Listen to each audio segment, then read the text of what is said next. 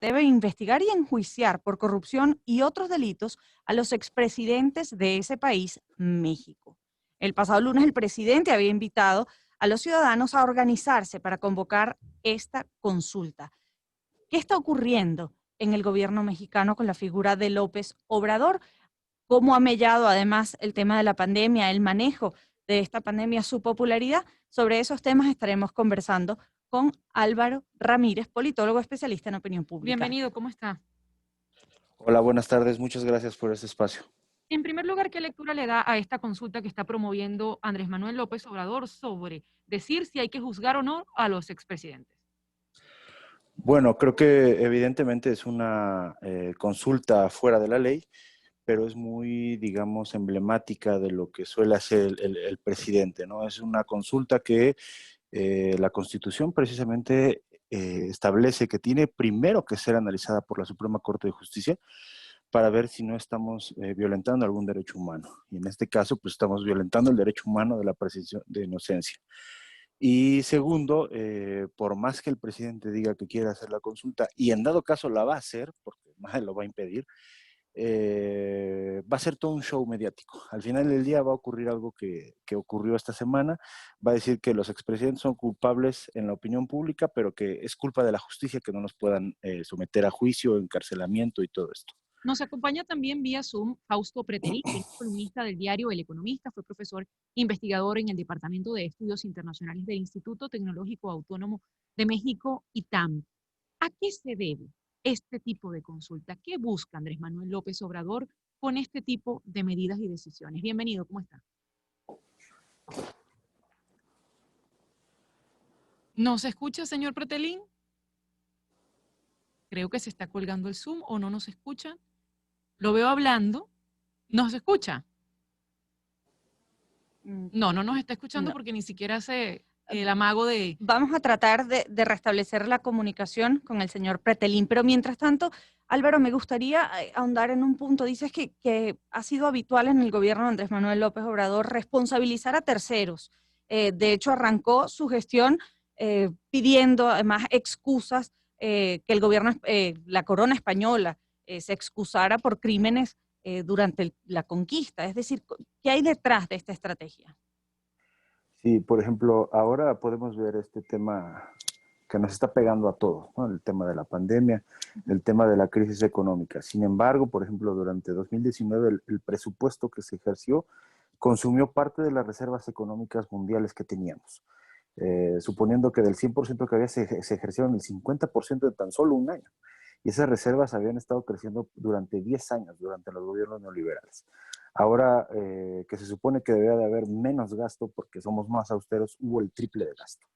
Y ahora le viene a decir a la que es culpa de la pandemia. Bueno, yo no me quiero imaginar, por ejemplo, que hubiera sido Winston Churchill, ¿no? De decir, bueno, es que Hitler es más fuerte que yo y pues no puedo pelear con él, ¿no? O incluso el propio presidente que se basa en los idearios de Benito Juárez y para decir, ¿no? Imagínense que el presidente Juárez, al estar recorriendo todo el país en la República itinerante, hubiera dicho, no, pues ya me cansé, ya no puedo seguir más. Pues creo que el pretexto siempre va a estar ahí para no asumir el cargo, o sea, no asumir la responsabilidad de lo que está haciendo, la responsabilidad de sus acciones.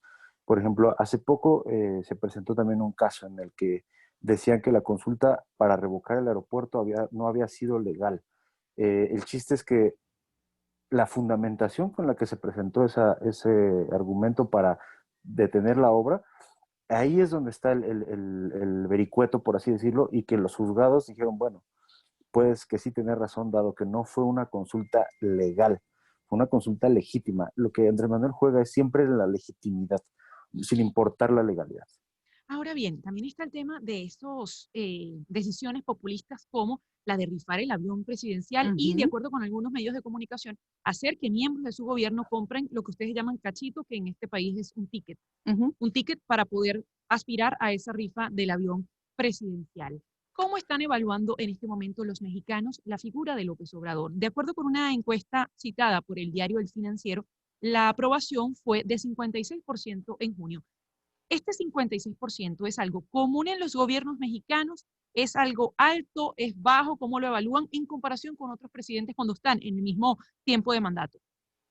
Sí, por ejemplo, ayer también comentaba esta parte de la evaluación, ¿no? Tenemos un presidente que entró con el 80 y tantos, 88, casi 90% de aprobación hace año y medio, y ahorita en menos de un año ha caído casi 40 puntos. Es una caída estrepitosa que sumada a la cuestión económica, a la cuestión de salud, bueno, ha venido a dar al traste.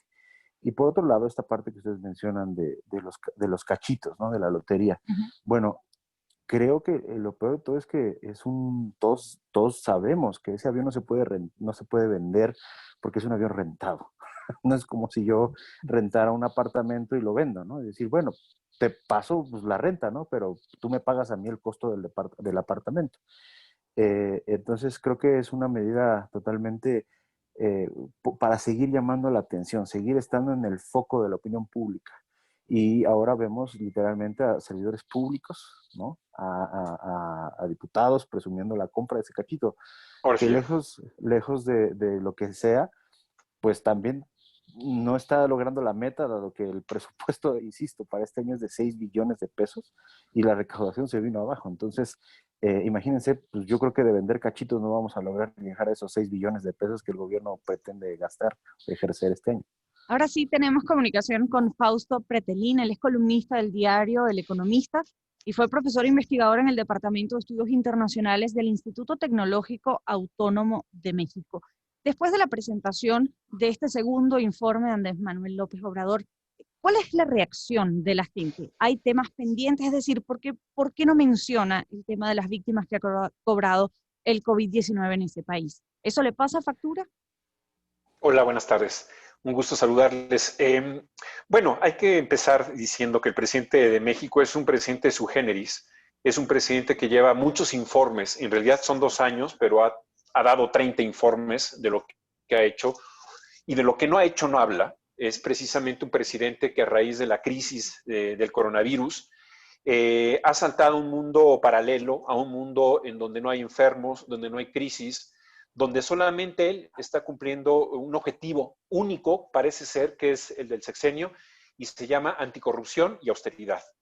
Esto es un poco lo que el entorno del presidente de México, y sin embargo, creo que la semana pasada hubo un acontecimiento muy peligroso desde el punto de vista del respeto a la democracia por parte del gobierno de México. Uno de ellos fue que uno de sus hermanos, Pío López Obrador, fue pues revelado a través de un video aceptando dinero, supuestamente para la campaña del 2015 o 2016. Y López Obrador, el presidente, un día después dijo que sí, que efectivamente lo estaba haciendo, pero para la causa, es decir, una recabación de fondos para su campaña electoral. Esto habla, repito, de un presidente que solamente ha caminado por una línea que es la que él ha querido, y evidentemente es el tema de la corrupción y el tema de la austeridad.